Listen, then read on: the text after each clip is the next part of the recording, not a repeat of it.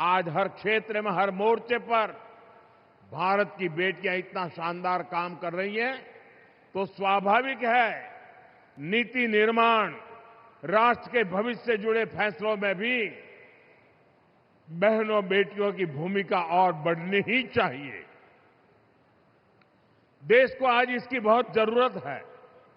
इसके लिए भी ईमानदारी से काम किया जा रहा है।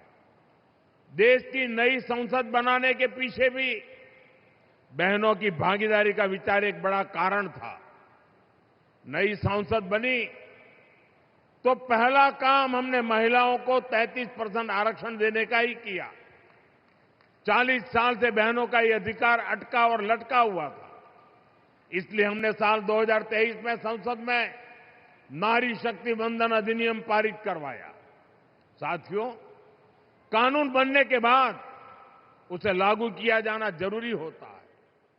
अब ये जरूरी है ये कानून जल्द से जल्द लागू हो। इसलिए पिछले दिनों संसद में इसको लेकर चर्चा रखी गई थी।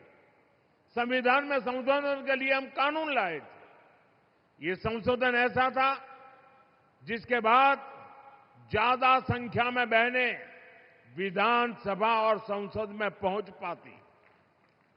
लेकिन साथियों, कांग्रेस, समाजवादी पार्टी, टीएमसी और डीएमके जैसी पार्टियों ने एक बार फिर देश की महिलाओं को धोखा दिया।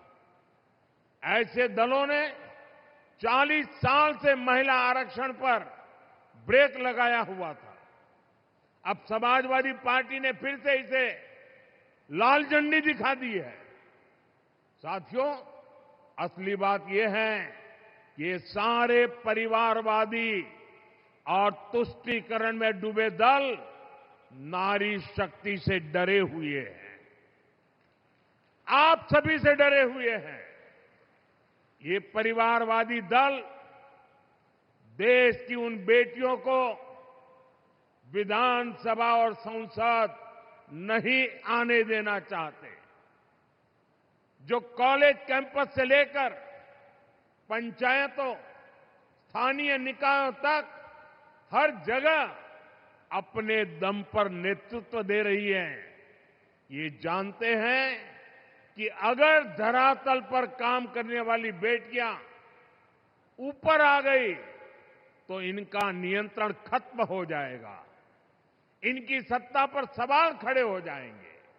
इसलिए ही जो परिवारवादी दल है, ये संसद में हुए विरोध में सबसे आगे रहे हैं। साथियों, मुझे संतोष है कि देश की बहनें, बेटियां इनकी इस कुटिल मंशा को पहचान गई है। आप देख रहे हैं, असम, केरलम, पुडुचेरी, बंगाल और तमिलनाडु में बहनों ने रिकॉर्ड मतदान किया है। महिला आरक्षण विरोधी दलों को अंदाजा नहीं है कि बहनों का ये वोट महिला विरोधी इन दलों को सजा देने के लिए हुआ है।